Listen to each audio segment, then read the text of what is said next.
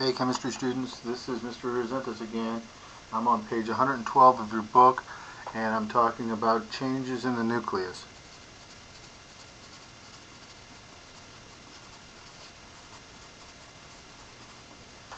So if you want to follow along, I'm on page 112. So one thing that we mentioned in class that seemed to be a bit of a confusion is what are AMUs.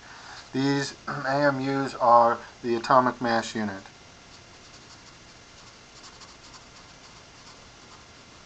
The atomic mass unit was derived and found to be 1/12 the mass of a carbon 12 atom. What that means is that they approximately determined the mass of either a proton or a neutron. Pardon me. And the way they did that is mathematically, and it's basically 1.66 times 10 to the negative 24th gram. So only protons or neutrons are assigned one atomic mass unit. So atomic mass unit is only for protons and neutrons. Electrons are far too small to have an atomic mass unit applied to it. A half-life is the time it takes for half the mass of a radioactive element to decay. So the time it takes for half of the mass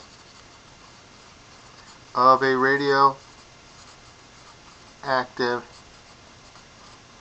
nucleus to decay.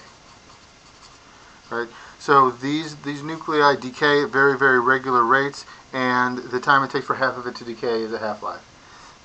All right, so let's talk about other types of decay.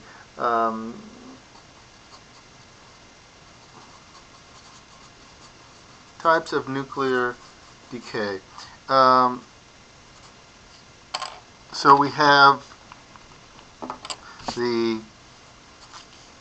the alpha particle that can be given off by a nucleus, can be emitted. An alpha particle can be emitted, and we said in class that alpha particle is basically a helium nuclei with a mass of 4 and has two protons. Therefore, what is its charge? Well, of course, it would be positive. And we have we could have a beta particle too. A beta particle is basically an electron, but the charge, of course, because it's an electron, is negative. And don't forget that a neutron magically turns into a proton whenever we have a beta particle, a beta decay. All right. All isotopes of elements above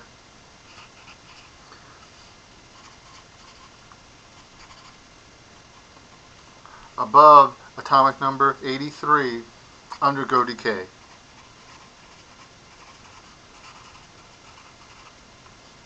Why? Great test question. Well, we talked about the repulsion force of the positive ions, the positive particles in the nucleus, the positive protons. And that repulsion force is overcome by the combination of the neutrons and the strong nuclear force. And so if we have too many positives and too many neutrons, then what happens is they become more and more unstable. And what we find that we have this zone of stability, and here is that spot where we have the number of protons is 83. So we have number of protons here. They increasingly get larger and larger, and if this was a linear relationship, it would just be a straight line.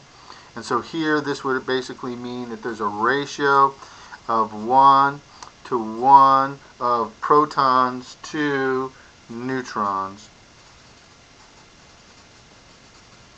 Alright, so every great graph needs a title, right? So a good title for this one would be neutrons versus protons, a comparison. Okay, so you can see that it becomes more and more unstable, and there's not a linear relationship anymore once it gets too big. When the element's small, there's a 1-to-1 relationship. All right, and it's good and stable. However, when it gets too big, it becomes less and less stable. So we talked about an example such as we have a parent isotope. So I don't know. We could do uranium-238. Uranium-238 will give off a helium nuclei, and it will become thorium. And if you add these two together, these two protons will equal this proton. So both sides of this equation are equal. This mass and this mass equals this mass. So we are stable. If you look on page 123, number 2, it asks you one of the review questions, which I strongly encourage you to work on, is we're basically going to we're going to determine the decay of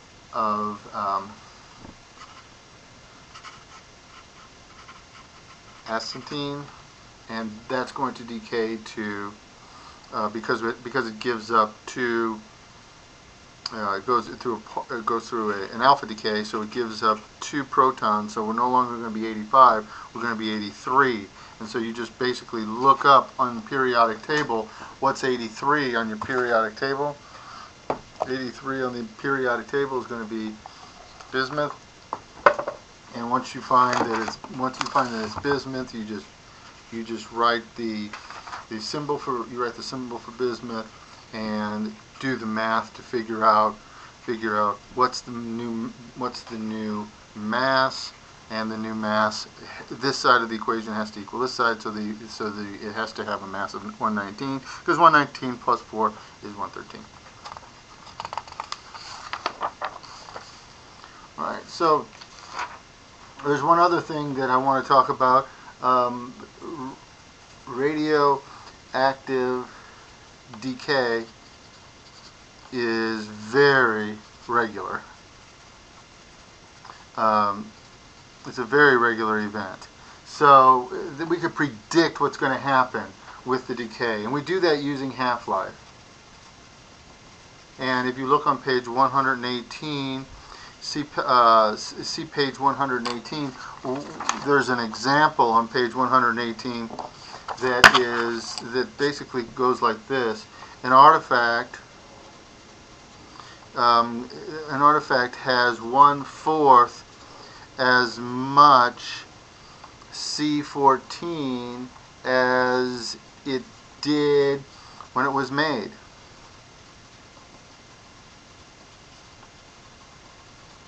And basically want to know what is the age.